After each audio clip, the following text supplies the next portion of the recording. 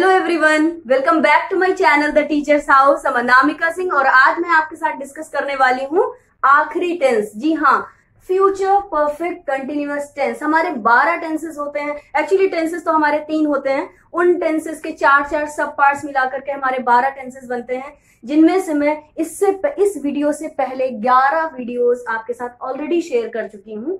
लेकिन इस वीडियो को या इस टेंस को अच्छे से समझने के लिए मैं सजेस्ट करूंगी कि आप उन 11 टेंसेस को या उन 11 वीडियोस को अच्छे से देखें, ताकि इसको रिलेट कर सकें और आप टेंस में परफेक्ट हो सकें।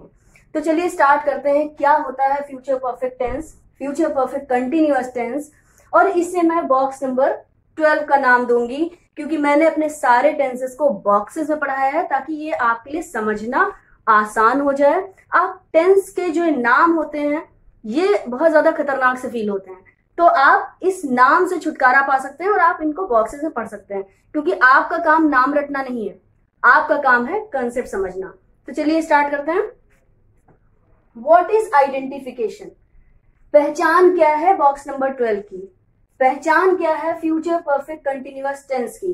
पहचान है रहा होगा, रही होगी, रहे होंगे के साथ टाइम का कॉम्बिनेशन, या फिर से रहा होगा, से रही होगी, से रहे होंगे के साथ टाइम का कॉम्बिनेशन। रहा होगा, रही होगी, रहे होंगे प्लस टाइम, या फिर से रहा होगा, से रही होगी, से रहे होंगे के साथ टाइम। तो ये होता है हमारा कॉम्बिनेशन। जैसे सुबह से बारिश हो रही होगी, मेरा भाई कल सुबह से पढ़ रहा होगा, मैं सुबह से वीडियो बना रही होंगी, वो जुलाई से जा रहा होगा, मैं 2020 से जा रही होंगी, मैं 2021 से जा रही होंगी। इस तरह से देखिए टाइम की कॉम्बिनेशन के साथ रहा होगा, रही होगी, रहे होंगे होगा। इसको अगर आप देखेंगे तो बॉक्स नंबर 6 के साथ अगर आप देखेंगे तो बॉक्स नंबर 6 से बहुत रिलेट करता हुआ लगेगा, लेकिन उसमें टाइम का कॉम्बिनेशन नहीं था। यही अंतर है बॉक्स नंबर 4 के साथ। अगर आप 10 का कॉम्बिनेशन देखेंगे, बॉक्स नंबर 5 के साथ 11 का, और बॉक्स नंबर 6 के साथ 12 का कॉम्बिनेशन देखेंगे तो अंतर आपको सिर्फ टाइम का दिखेगा। तो अब हेल्पिंग वर्ब क्या होती है यहाँ पे? इससे पहले मैंने जो भी वीडियोस देखे, देखिए हेल्पिंग वर्ब हर बार डिफरेंट लगी। यहाँ पे भी विल हैव बीन या शैल हैव बीन का यूज होगा। अब कहाँ पे विल हैव बीन का यूज होगा, कहाँ पे शैल हैव बीन का यूज होगा, तो मैंने पहले भी बताया है, मैं एक बार और बता देती हूँ। जब सब्जेक्ट आई हो, या सब्जेक्ट वी हो, या यू हो, या दे हो, या फिर प्लूरल हो, 5 चीजें, I, we, you, they and plural, इन 5 सब्जेक्ट्स के साथ हमेशा जो हेल्पिंग वर्ब होती है वो यूज होती है शैल। अदरवाइज इन 5 सब्जेक्ट्स को छोड़ करके, apart from all these 5 subjects, you have to use will. लेकिन मॉडर्न इंग्लिश में शैल का यूज ऑलमोस्ट नहीं के बराबर होता है। हम लोग विल से ही काम चलाते हैं, विल का ही यूज करते हैं, स्पीकिंग में तो स्पेशली।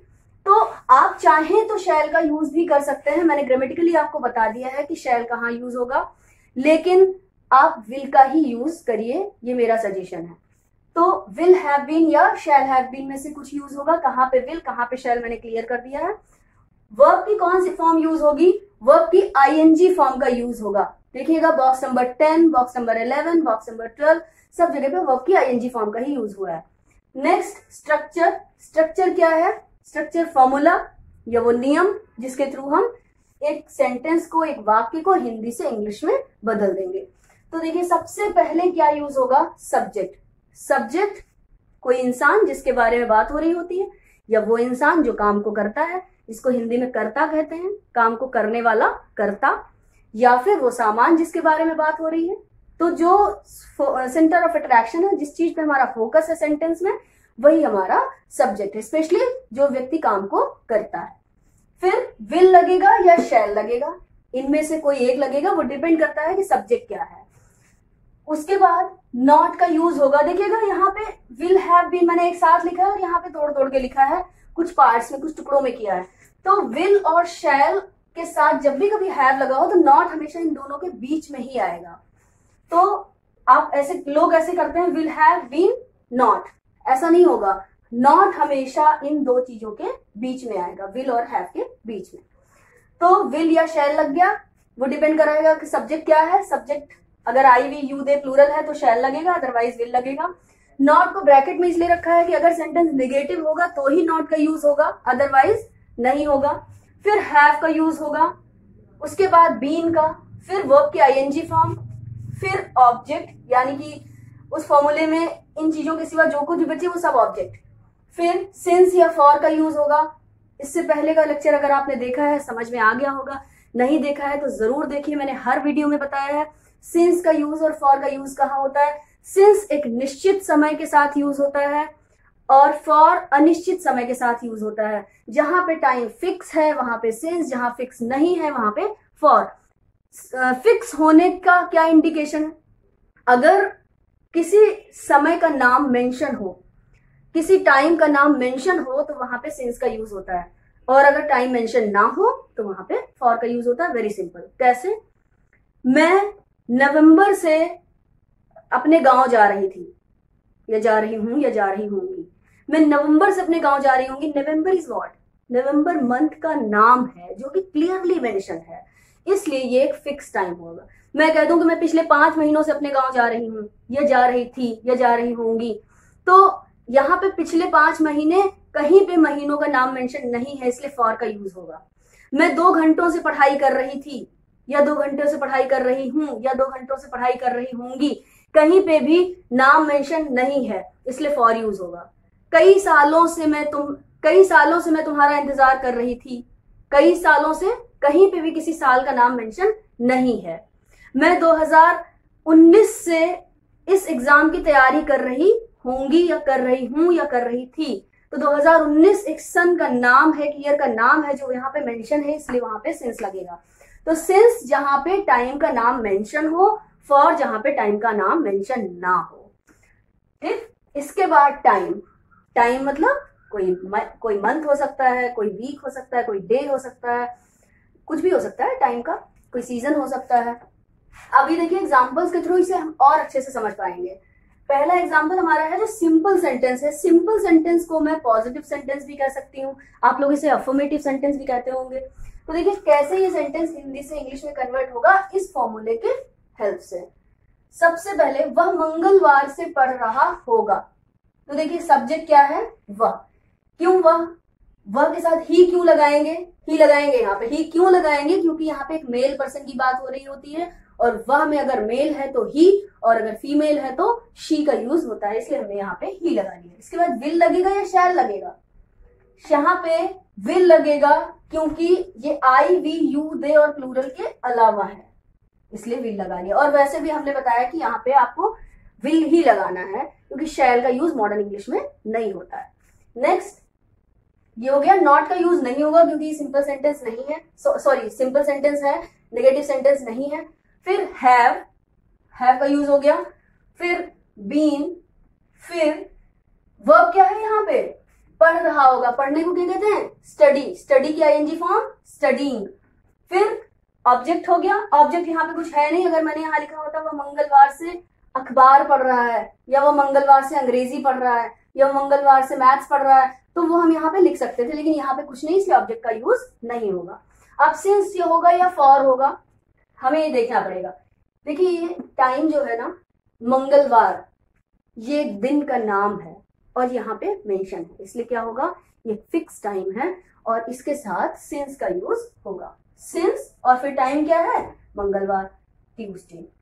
तो सब्जेक्ट ही, फिर हेल्पिंग वर्ब लग गई, फिर हैव का यूज हुआ, फिर बीन का यूज हुआ, फिर वर्ब की आईएनजी फॉर्म का यूज हुआ, फिर सिंस या फॉर में से किसी एक का यूज हुआ, और फिर टाइम का। तो ये हमारा बहुत ही आसानी से एक सिंपल सेंटेंस तैयार हो गया। अब हम बनाएंगे एक नेगेटिव सेंटेंस। राम 2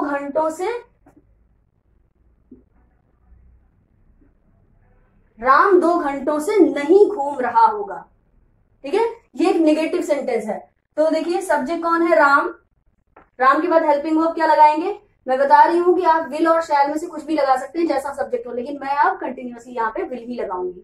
तो राम के साथ विल लगा दिया। फिर यहाँ पे नॉट का यूज भी होगा क्योंकि एक नेगेटिव सेंटेंस है, यहाँ पे नॉट का यूज कर लिया।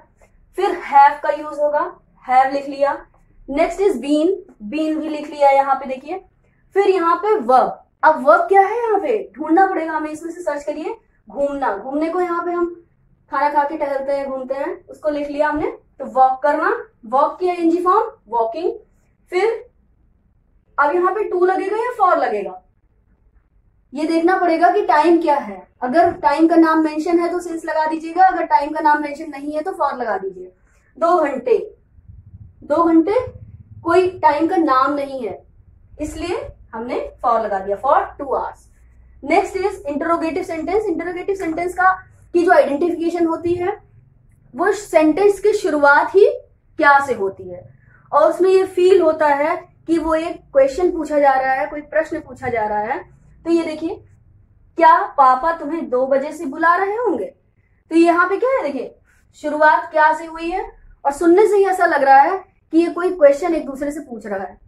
तो ये सेंटेंस कैसा हो गया, इंटरोगेटिव सेंटेंस। अब इंटरोगेटिव सेंटेंस को हिंदी से इंग्लिश में बदलने के लिए इस फॉर्मूले में थोड़ा सा चेंज करना पड़ता है, बहुत माइन्यूट सा चेंज है। देखिए क्या, हेल्पिंग वर्ब को सब्जेक्ट की जगह और सब्जेक्ट को हेल्पिंग वर्ब की जगह इंटरचेंज कर देते हैं, बाकी सब कुछ एज इट इज रहेगा, पूरा फॉर्मूला सेम रहेगा अगर वो सेंटेंस इंटरोगेटिव है। तो जैसे ही आप देख लीजिए किसी सेंटेंस की शुरुआत क्या से हो रही है, मान लीजिएगा क्लियर कट कि वो इंटरोगेटिव सेंटेंस है, और वहां पे आप हेल्पिंग वर्ब की जगह सब्जेक्ट और सब्जेक्ट की जगह हेल्पिंग वर्ब रख दीजिएगा, आके सब कुछ सेम।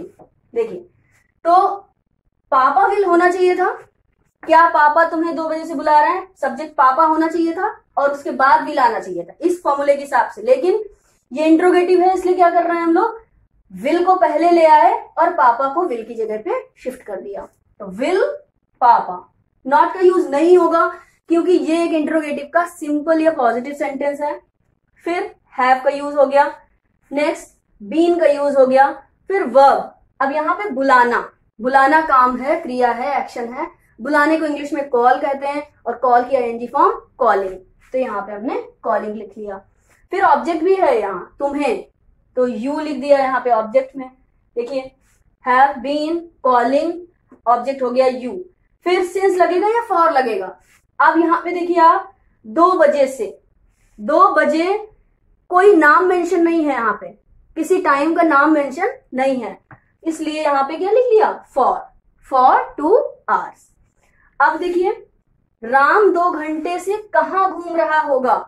अब यहाँ पे इस सेंटेंस में आपको एक WH फैमिली का वर्ड भी दिख रहा है, कहाँ, कौन, कहाँ, कब, कैसे, क्यों, क्या, इनमें से अगर कोई भी वर्ड आपको मिल जाए तो आप ये मान लीजिए कि ये sentence question word type sentence है या फिर WH फैमिली का सेंटेंस है।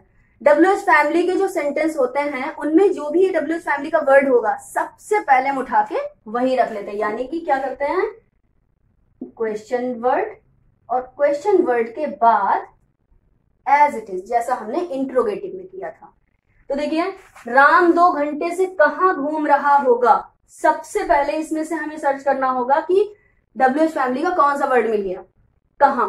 कहाँ को इंग्लिश में क्या कहते हैं, वेयर, हमने सबसे पहले यहाँ पे लिख लिया वेयर। इसके बाद आगे का फॉर्मूला जो होगा, आगे का जो सेंटेंस होगा वो सिंपल फॉर्मूले के पैटर्न पे नहीं होगा, इंट्रोगेटिव के पैटर्न पे होगा। इंट्रोगेटिव का पैटर्न क्या था, सब्जेक्ट और हेल्पिंग वर्ब इंटरचेंज हो जाते हैं। तो यहाँ पे भी देखिए राम विल होना चाहिए था लेकिन विल राम हो गया। तो जब कभी भी कोई ऐसा सेंटेंस हो जहां पे हमें सबसे पहले क्वेश्चन वर्ड सेंटेंस या WH फैमिली का वर्ड रखना हो, उसके जस्ट बाद डायरेक्ट सब्जेक्ट कभी नहीं आएगा, हेल्पिंग वर्ब आएगी और उसके बाद ही सब्जेक्ट आएगा, जैसा कि यहाँ किया गया।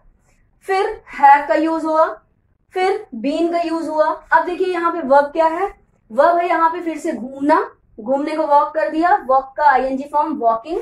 फिर सिंस लगेगा या फॉर लगेगा, ऑब्जेक्ट यहाँ नहीं है कुछ, सिंस या फॉर। अब देखिए 2 घंटे, फिर से 2 घंटे कोई टाइम मेंशन नहीं है क्लियरली, कौन से 2 घंटे पता नहीं है, इसलिए फिक्स टाइम नहीं है ये। तो यहाँ पे हमने फिर से फॉर लगाया और टाइम लगा दिया 2 आवर्स। तो इस तरह से बहुत आसान है टेंसेस को समझना, बस आपके जो कंसेप्ट है वो क्लियर होना चाहिए। एक एक बात आपको क्लियर होनी चाहिए कि सब्जेक्ट क्या होता है, हेल्पिंग वर्ब क्या होता है, कहाँ पे यूज होता है, कुछ भी नहीं है टेंसेस में, इसका हवा मचा रखा है। तो अगर ये बॉक्स आपको पसंद आया हो, ये बॉक्स या ये कंसेप्ट आपकी समझ में आया हो, तो आप पॉजिटिव कमेंट भी कर सकते हैं अपने कमेंट बॉक्स में।